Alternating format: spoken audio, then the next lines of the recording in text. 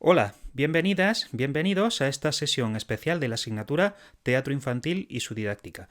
Como saben, tengo un compromiso que me impide dar la clase de este día y he decidido grabársela en vídeo, por lo menos unas pautas básicas. No se preocupen que no va a durar 1 hora esta sesión, ni mucho menos. He decidido cambiar el nombre de la lección 8 por razones que ya les explicaré más adelante en clase y llamarla Hacia la obra. Comenzamos.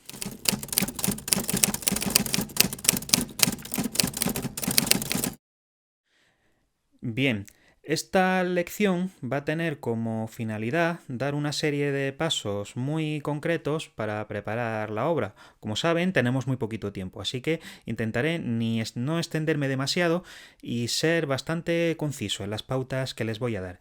La primera de ellas, ya lo han visto, consiste en la elección de la obra. Bien, ahí tienen dos opciones.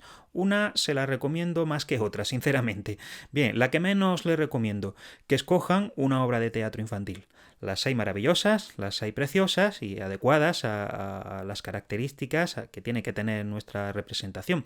Aquí, por ejemplo, detrás, en esta biblioteca que ven, tengo algún álbum teatral que les enseñaré en clase. Pero quizá esa opción empieza a ser ya un poquito más complicada. Hay otra, sin embargo, más sencilla, que les recomiendo también. Dramaticen un cuento. Escojan un cuento que les guste, o incluso un cuento que hayan escrito ustedes mismos, aunque si no quieren tomarse la molestia de hacer eso, ya tienen un buen repertorio de cuentos tomados de la tradición del que pueden valerse. Escojan un cuento y adáptenlo a las características de una representación que tenga entre 10-15 minutos aproximadamente. Yo creo que esas dos opciones son factibles y sinceramente creo que especialmente la segunda, pero si aún así deciden hacer la primera, no tengan miedo, consulten conmigo y ya veremos.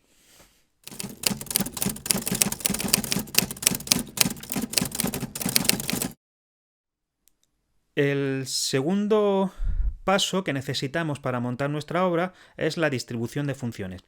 Como recordarán, en clase ya hicimos un ejercicio de dramatización en el que hacíamos esto, porque si se acuerdan, pues hicimos un ejercicio en el que yo les pedía que se constituyesen en grupos de unas 4 personas para que 2 personas llevaran la responsabilidad de la labor actoral, otra la labor de dirección y otra las labores de producción. Bien, yo creo que estas funciones son las básicas, aunque siempre hay que tener en cuenta que cuando hablamos de funciones en un grupo de teatro tan pequeño, hablamos de funciones que están interconectadas, es decir, donde todo el mundo puede dar su opinión respecto a la parcela de otro, pero al mismo tiempo que están interconectadas, están jerarquizadas, es decir, puede dar su opinión con respecto a la parcela que le corresponde a otra persona, pero tiene que tener en cuenta que la responsabilidad que asume cada persona implica que esa persona tiene la última palabra con respecto a las decisiones que haya de tomar en su parcela. Y bien, es evidente que necesitarán ejercer la función actoral, es decir, necesita gente que actúe. Esto pueden hacerlo una o dos personas o puede hacerlo todo el grupo. De hecho, yo le recomendaría que lo hiciera todo el grupo. Cuestión distinta es quién asume personajes protagónicos, quién asume personajes secundarios, etc. Al mismo tiempo necesitarán una dirección, es decir, una persona que se encargue de dirigir ese conjunto, es decir, que haga lectura dramatizada con ustedes, que sugiera ideas, que haga la composición de los personajes en la escena, que tenga la última palabra a ese respecto.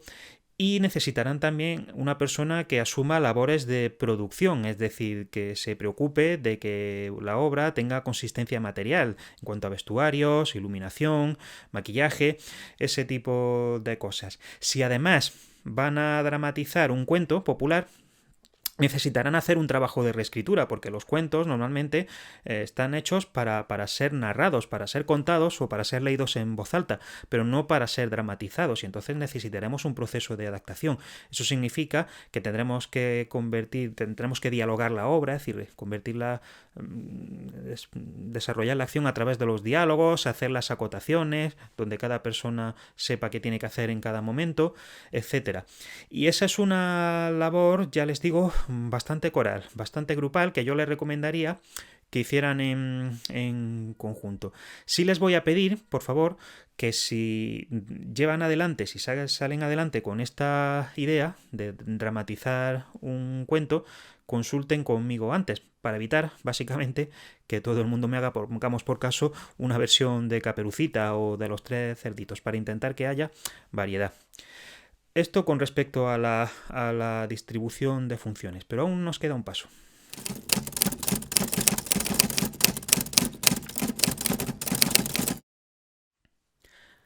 La siguiente pauta, en cierta manera, ya la hemos trabajado en nuestras sesiones teóricas, porque yo les dije que les iba a dejar espacio para convertir las sesiones teóricas, las pocas que nos quedan, en taller de teatro, y eso significaba que tenían que diseñar sus propias sesiones.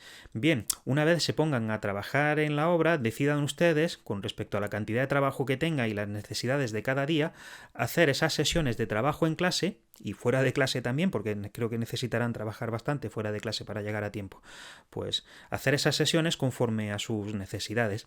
Si pongamos por caso de lo que les estoy diciendo, hay un momento en el que en la representación que estén montando hay elementos mímicos, la mímica es importante, pues a lo mejor podrían dedicar unas sesiones de trabajo a pulir ese aspecto como es la mímica. Si hay una sesión en la que, yo que sé, alguien va a hablar en verso, pues pueden dedicar una sesión a hacer ejercicios de recitación, como habremos trabajado en clase también cuando vean este vídeo.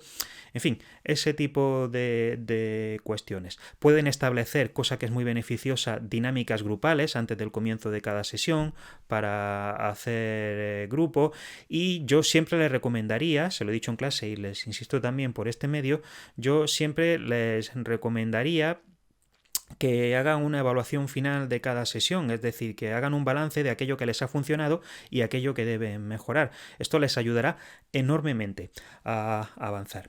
Y recuerden siempre, porque ese es un tema que se les olvida a menudo, pero aquí estoy yo para recordárselo, recuerden siempre que tenemos las tutorías. Las tutorías son una parte fundamental de la asignatura. Entonces, cualquier idea que estén trabajando, cualquier inquietud que tengan, no tienen que esperar necesariamente a clase para consultármela. Por supuesto que en clase yo les atenderé con mucho gusto. Por supuesto que los seminarios, sobre todo, que son muy tipo taller, están para eso, pero recuerden que mi despacho es el 221 y que la puerta está abierta, o mi sala de videoconferencia en Google Meet.